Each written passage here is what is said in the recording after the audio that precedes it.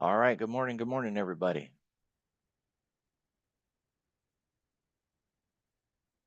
We got FOMC minutes today, and we have the 20-year auction today. So the afternoon offers as much opportunity as the morning. I would be careful with your 0-day plays if you're splitting the day in half the way I like to approach it, right? You got your morning play and then your afternoon play.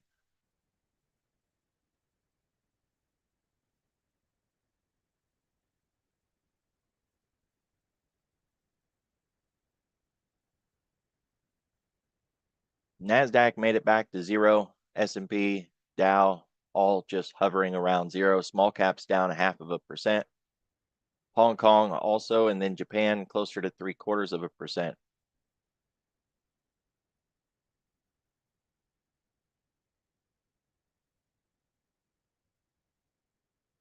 We also have Fed speakers through the day. Thought we had some earlier in the day. It didn't show on that one, but could be from other nations. We can see the FOMC minutes have a high impact history. I've even seen this get confused with newer traders who think FOMC minutes is just like FOMC. They're two completely different things. Or maybe one is a follow of the other if you want to look at it that way. But the FOMC minutes we get today is not the same as an FOMC day. I know that may seem obvious to anybody that's been around for a while, but I see newer traders get that one confused all the time.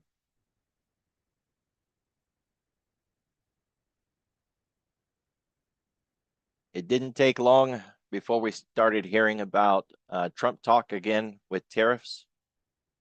Now he's focused on chips, oddly enough, and cars again. So market digesting a bit of that.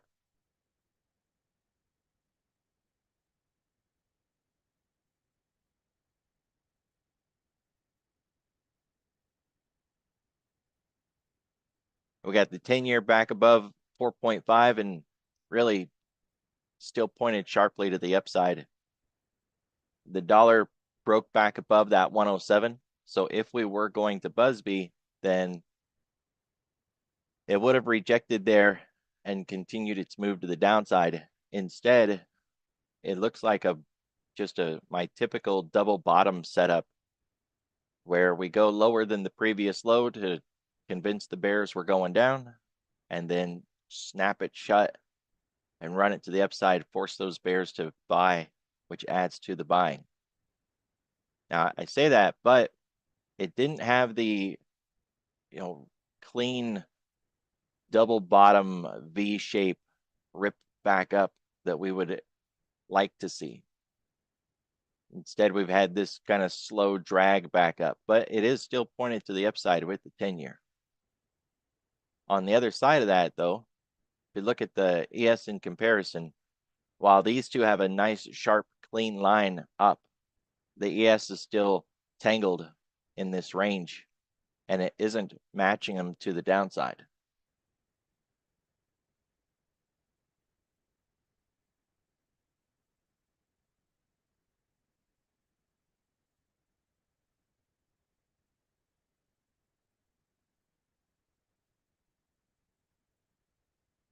Take a look at the indexes between the ES and the NASDAQ,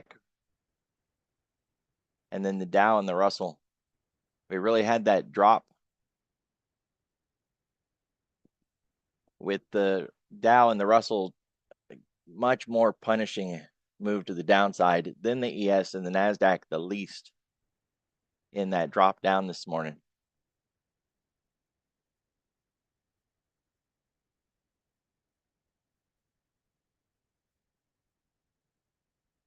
Tie that move in with a really big move in the dollar, but not a really big move with US dollar Japan. The VIX, don't let this gap fool you. It's just a contract change. You probably can't see it in the Zoom, but there's a green line here showing a contract change on these futures.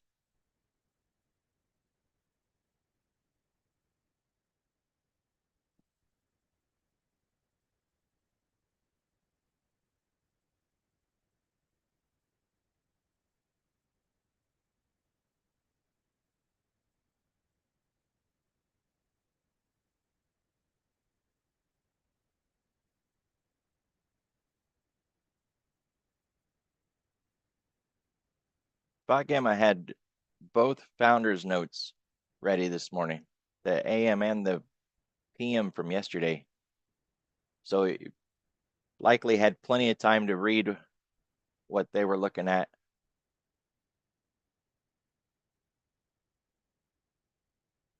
We're above the volatility trigger, 0 gamma. All the major moving averages, put wall is real far away. Call wall still sitting up there at 62.25. And if you look at the daily, we're still holding out. It's not all-time highs, but we're right back up at these highs. And if you consider it from the idea that we need this higher high, then we're really we're in a pickle. We need to break this level. Now, when we failed to break it before and we dropped back down, we set that lower low, we were still holding this level. So, failure like we had back here on the 31st does not mean we're going to sell off into oblivion. But we need to get through this level, and the market isn't going to continue to do it over and over and over without results. So if they don't get what they're working on, they will flush this and start over again.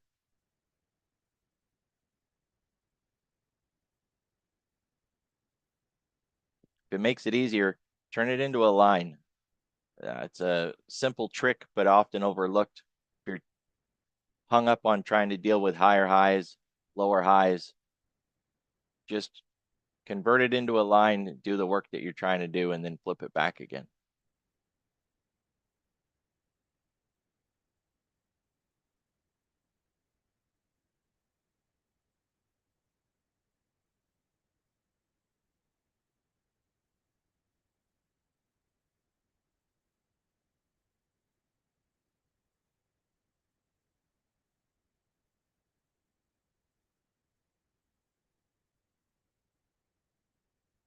So we've got a pretty decent range. It's about 40 points from 61.18 to 61.58. And we've been holding in there since Friday afternoon, or really since Thursday night, if you want to back it up far enough. The longer we stay in this range, the more structure we build on each side of the range. Now we got the volatility trigger below us, so that kind of helps out on the downside. To the upside, we really don't have anything in our way until we expand considerably. A lot of talk out there about market breadth, the different tools, how bullish everything looks from the options, the breadth, the widening out of the rally into different sectors and industries. Everything's looking really bullish.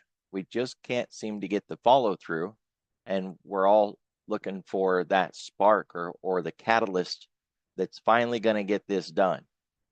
Most bets are to the upside, which makes puts really cheap. Now, if you're shopping around for puts, I would try to keep it as cheap as possible, right? This would be like a YOLO lottery ticket, something as cheap as you can get it, because the baseline bet is that we're going to go up, not down. Either way, we're in a range. You can play that a lot of different ways. The skew has been pushing calls to be more expensive, puts to be really cheap. There's some warning in that. Options pricing reflects demand. So if calls are more expensive than puts, then it reflects that there's a high demand for calls. And generally, when we think about large groups trading calls, they're more often selling them, which is why they don't generally cost more than puts. Usually the fear is the market will go down, so people are buying puts, selling calls. So when they're buying calls, it flips the skew, it changes the model. The market can be wrong, even collectively wrong. It's happened before, it's going to happen again. So just because the prevailing wisdom is that we're going to break to the upside, and that's what everybody's betting on, Never hurts to put on a couple lottos to the downside, even just something really cheap. And there's a warning in that if you're a premium seller and those calls look really juicy, so you're thinking, you know, why not sell more calls because they're just so darn ripe. There's a reason they're ripe, right? You get paid for your risk. The riskier it is, the more they'll pay you for it.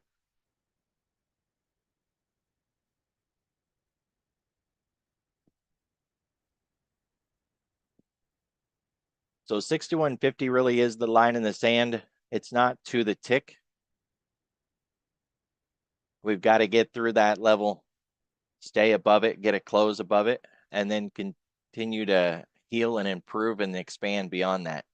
There's a phrase that says the wider the base, the longer in space, or the higher. A lot of different ways to look at it, but you could just measure the last pullback that we had, and you can project that pullback to the upside. Every textbook that deals with candle analysis goes through this at some point.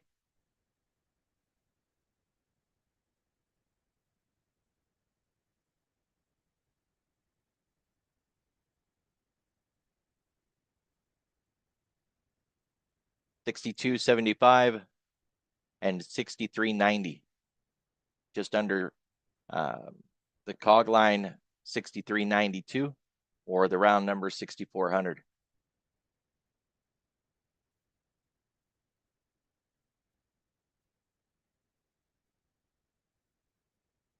Otherwise, if we don't get the breakout, we can continue to chop. It's something that I mentioned well over a month ago, that we don't need to break this range. We can sit here and chop and chop and chop. For half a year, we can just sit in this range and chop all the way down to 58 and back up to 62. It's a 400-point range. We could put a year into that. I don't think we're going to, but the point of it is that it doesn't owe us a breakout.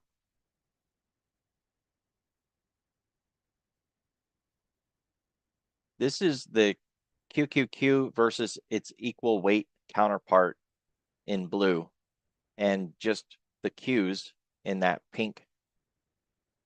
If you look at 2025, what that blue has done since the start of the year, it's showing that the QQQ versus its counterpart, we've had a significant change here that moved to the upside. Now, if you're not familiar with reading ratio charts, when you've got two symbols like this, the first name, when it's dominant, you'll see the line go up. And the second name, when it's dominant, you'll see this thing going down. Well, the Qs, being a weighted index, it's generally dominant against the unweighted, the Mag 7, right? So the Mag 7 or boss, this thing generally goes to the downside. But when the Mag 7 aren't the boss anymore, and they're being pushed around by the other 93 names in the QQQ, this thing will go up. And that's what we've seen since the start of the year, that the Mag 7 aren't running the show, and they're not the dominant group. That messes with us because generally they are what we keep our eye on, right? Like yesterday, we had a pretty good start to the morning, had a lot of the Mag 7, and yet we dropped at the open. We chopped about most of the day along the lows, really struggled just to hold against VWAP.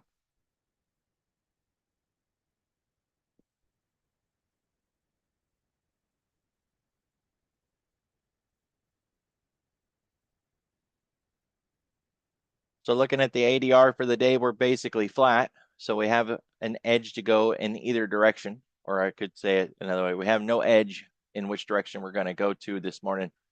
It's worth noting that to hit either side, we've got to get an inside day breakout. You know, a lot of days, at least one of these lines is within the previous day's range, which gives us a little edge on which one we would hit, right? If there's less resistance to hit the lower one, then it's like we hit the lower one. But to hit either side today, we have to get an inside day breakout of yesterday's range. And since we're sitting basically in the middle of it and we're flat, we have no edge on which direction we're going to go. You may look at that and be a little disgruntled because it's always better to have, clear opportunities in which direction we're going to run. But on the other side of that, all you have to do is set your alerts and go do something else. Wait for the breakout. Maybe it'll be a really nice, clean range day and we'll bounce from one edge to the other. Maybe. Or it'll be a lot like yesterday where it wasn't a range day. It was a sideways day. And it was just a bunch of slop and trash.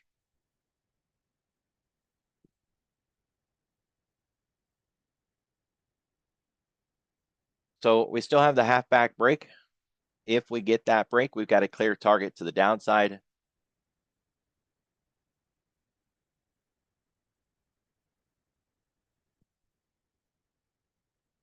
Then we've got the 111 and the 1236.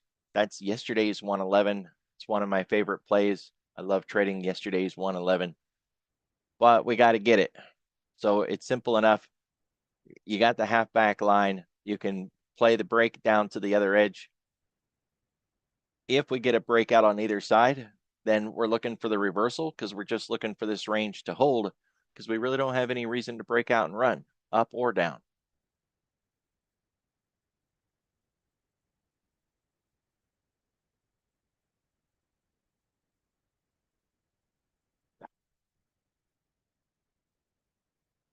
They need to put that button somewhere else.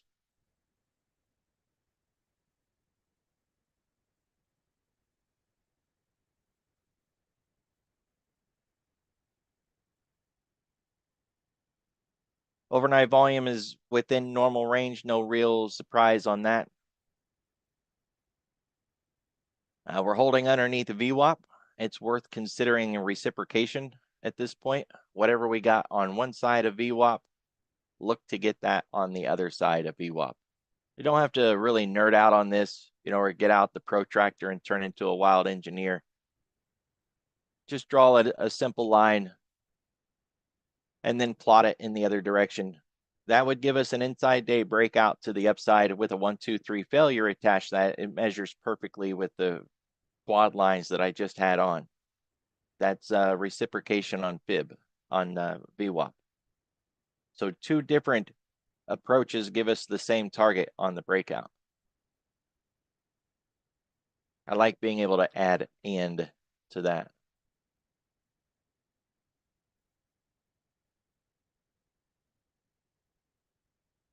Today's floor pivot's higher than yesterday's. We no longer have an MDP because we did hit it yesterday.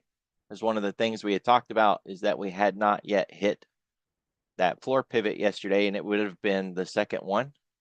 Markets like to hit that floor pivot. They generally do it about 80% of the time.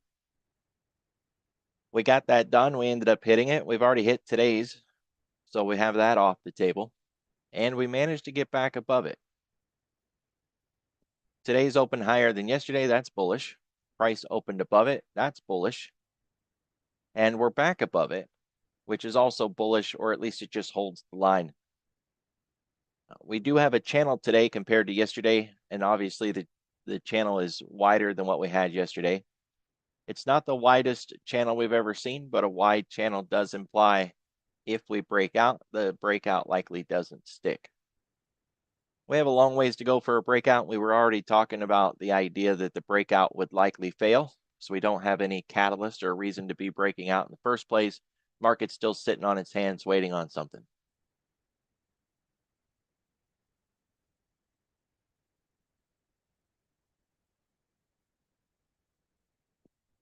If you looked at the founder's note this morning, they have the spot gamma index, as if they don't use that word gamma enough.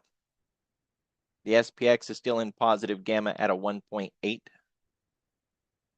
The gamma level goes from a -4 to a +4. -4 suggests that if we break down, they will sell into selling, and if we break out, they will buy into buying. But a positive gamma implies that if we break out, they'll sell into that, right? They'll sell into strength. And if we break down, they'll buy into that. They'll buy into weakness and sell into strength.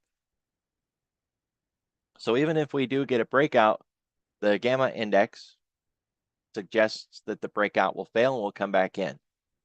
That lines up with our talk with the Fibonacci's and the 111 and the 123.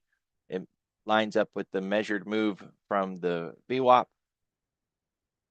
Lines up with the floor pivot, suggesting with the wider channel that the breakout would fail even if we do get a breakout. It's another bit of confluence to suggest that we have no reason to break out yet, and the market is still waiting on that catalyst.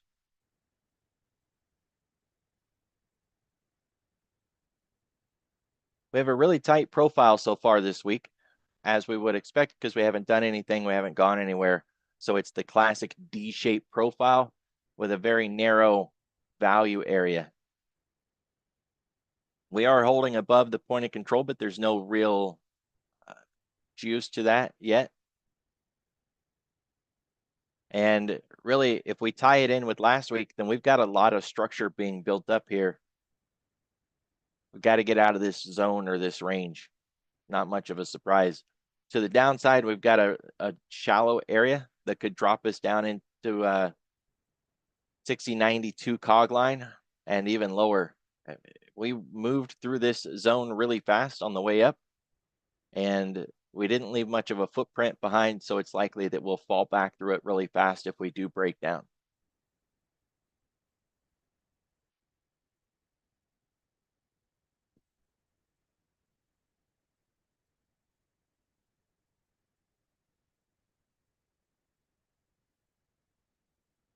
$10-day, 30-minute volume profile, we did get the point of control moved up. A lot of volume up here, but we didn't bring the TPO with it. I know that these two profiles look a lot alike, this green one over here and the blue one over here. The blue one's a TPO profile, time, price, opportunity, and the green one is a volume profile. Because they're both profiles, they look very similar. They have the same characteristics, value area, point of control. But the one in blue, the easiest way to think of this one is how many trades took place at this price. Well, the green one says how much volume did we get at this price? 6132 cog line is where we got the greatest amount of volume, and it moved the point of control up from where it was yesterday to where it is now. But that was done with large trades, not a bunch of little ones, which is why we didn't get the point of control on the TPO to move up with us. In fact, if you look at the shape of the profile, the blue one here, it doesn't have that really long tail on it, the way that we have this long tail here in green. It's a lot of very large trading that took place up here.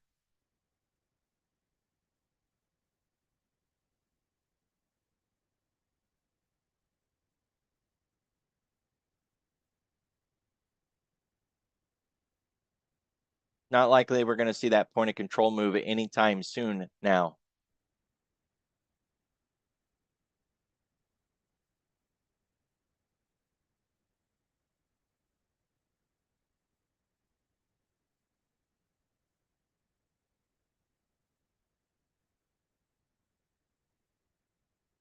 Well, I must have pushed a button yesterday.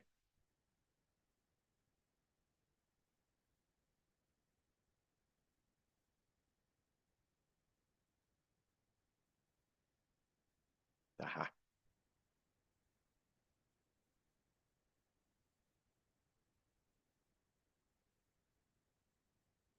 So 5-day, 5-minute TPO and volume profile are lined up.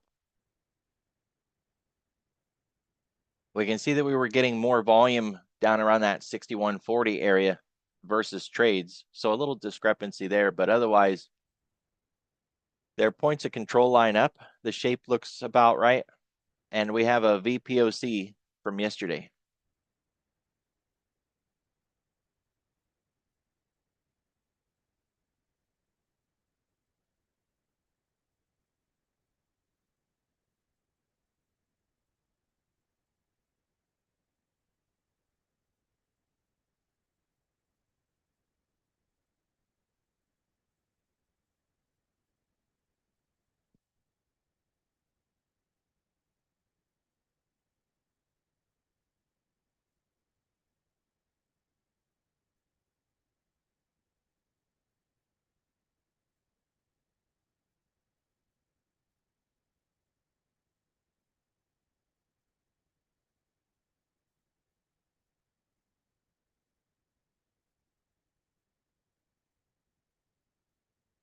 61.32 basically lines it up. If you're trying to get it perfect, it'll be just a little off, but that's the cog line. So 61.32 VPOC.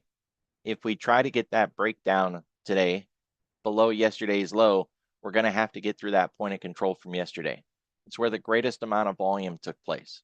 Now we can add all kinds of bias to that and suggest that it's going to be supportive or that it won't, that maybe it's a pivot and that we'll pivot away from it, or maybe we won't. I don't need to add any bias to this. The fact is it's where the greatest amount of trading took place yesterday, right? It's the greatest amount of volume at that location. At the very least, we have to expect there's going to be some unfinished business or trader remorse.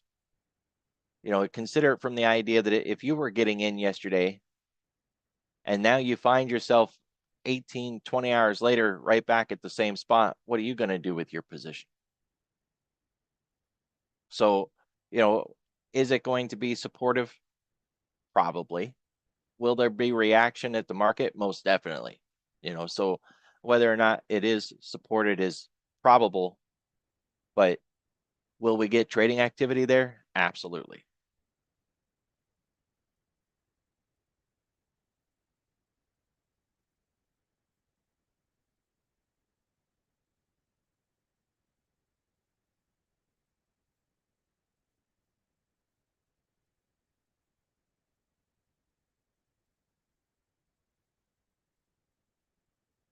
We're a 0.5% above the 10-day, kind of gave a little bit back after that move up. We haven't gotten to the point where we're overbought or overextended. We're still in a healthy environment, good spot. We're above the 10 and we're around that half. So I'd like to get it a little further away, below a 0.5% from the 10-day, and we can gravitate back into the 10-day. Makes it harder to just break away from it and move on. So we're there. It's not a risk or a danger at this point. And even if we did fall back, the worst that would likely happen is we would get back into that zone where we were chopping back and forth above the 10.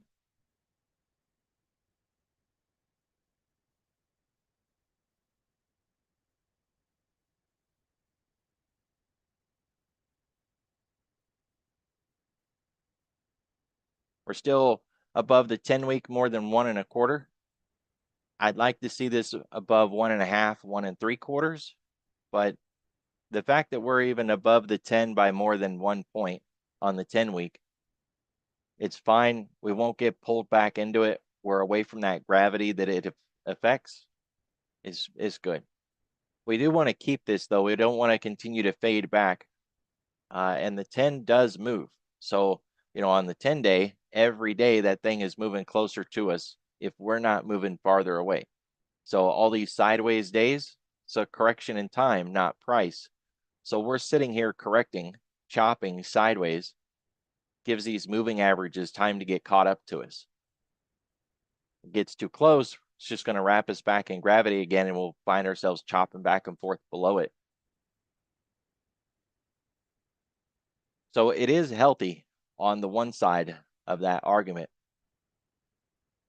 because we are correcting, digesting that big move from back here on 213, or even just the big move on that whole week from 6,000, you know, up to 6150.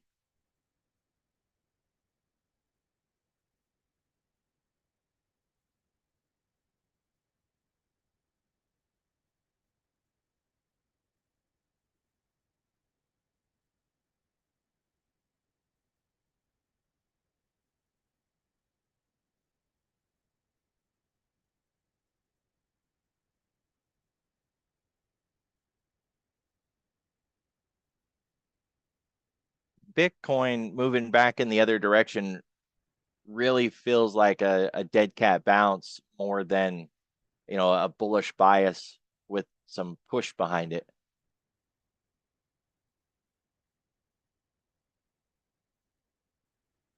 So we got nat gas. That's not going to be very helpful. Bitcoin, since its move up seems more of a dead cat bounce than anything else, that's not going to be helpful. Then we've got crude.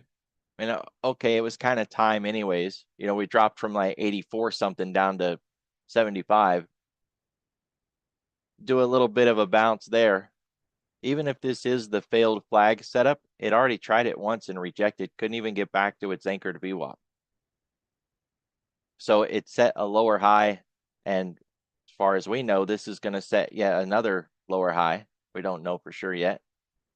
We did get a higher low in, but not expecting much out of crude other than it's due, because this is what we've been doing, just playing the range. And crude isn't going to be helpful for a breakout day anyways. Then we've got solar, pot stocks. Really, we don't even have the pot stocks. If the benchmark is 0.5%, then the last one we have is solar. You don't want a breakout rally day or a trend day based on nat gas and solar. It's just not what we want, right? It's not going to work. So keep your eye on the market breadth. We want that broad market rally lifting all boats, or we want the whole thing to flip and run to the downside so that we can get this washed and start over again.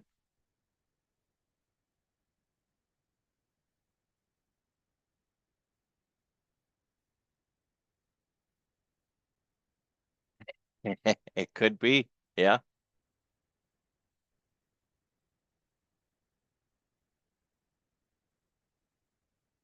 So if you look at the side that's down, sure, there's a huge list of things that are in the red, but with the benchmark of 0.5%, there really isn't much that's down that meets our qualifications.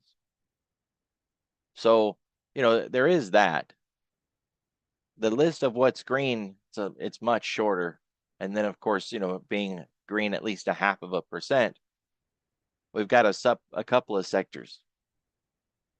The S&P, we've got 6 stocks that are up at least 0.5%.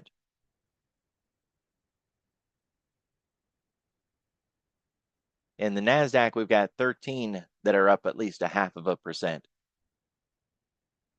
They're all semiconductors. Well, not all. We've got a couple that are something else. Most are semiconductors. And they were given the attribution yesterday for the cause of the rally at the end of the day. That it was chips that saved us. Whatever, maybe. That's a nice narrative. So great. We've got some chips on the move, but we need this to spread out, right? All the market breadth tools, everything out there says that it is spreading out. So just needs to do the thing.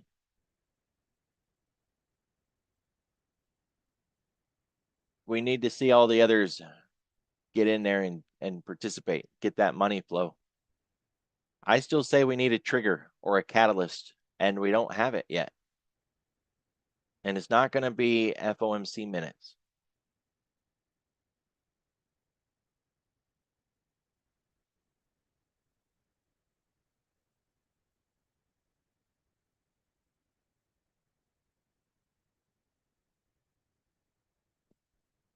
So really, it's a pretty simple day. We got clear-cut guidelines on what we're looking for. Get outside of yesterday's range. Play the half if we break it down to the previous day's low. Try to avoid a day that looks like this. If you didn't like it yesterday, you're not going to like it today.